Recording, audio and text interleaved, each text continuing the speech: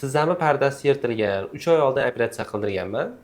Haligacha og'riydi. Nimadan bo'lishi mumkin yoki operatsiya qildirmaslik kerakmidi? Ha, endi ajoyib insonlarimiz bor-da endi. Birinchidan vaqt o'tgan, operatsiya qildirib bo'lgansiz. Endi uni qildirmasam bo'larmidikin degan o'zingizga keyingi o'zingizga dushman qilmang. Bo'lgan endi. U doktorlar ham keraksiz narsa joyga operatsiya qilinmaydi, lekin operatsiyadan keyingi reabilitatsiya degan narsamiz bor. Demak, o'sha bo'g'im faoliyatini o'zining eski holatiga, chiroyli holatiga qaytarish davrini reabilitatsiya deyiladi. Ana shu narsadan biz juda uzoqdamiz.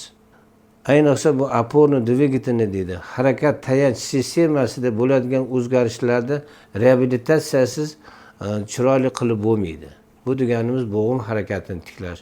Masalan, operatsiyadan keyin bos deb doktor aytsa ham bosmay yurgan bo'lishingiz mumkin 10 kun, 15 kun, 1 oy. Operatsiya bo'lgani qanaqa bo'lsam ham qo'rqib.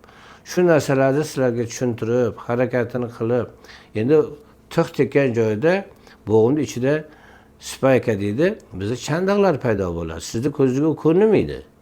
Lekin chandaqlar bo'ladi. Ana shu chandaqlarni siz davo muolajalari bilan yo'q qilishingiz kerak.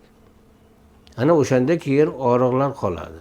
Endi yana bitta narsa borki, bo'g'im yuzasi tog'aylarda yirtilishlar bo'lganki, demak xondromalyatsiya deydi. Demak tog'ay shularni yirtilib ko'chishi. Demak u tog'ay ko'chgandan keyin o'sha yerda suyak ochilib qoldi. Suyakda nerv sistemasi, qon sistemasi shunday ko'rinib turadi.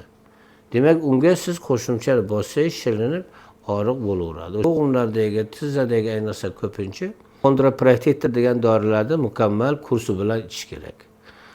Xullaski, reabilitatsiyani o'rniga qo'ymaysiz, oyog'ingizda og'riq bo'lishi mumkin. Marhamat, agarda erinmasangiz, kelib bizga ko'rsatib keting.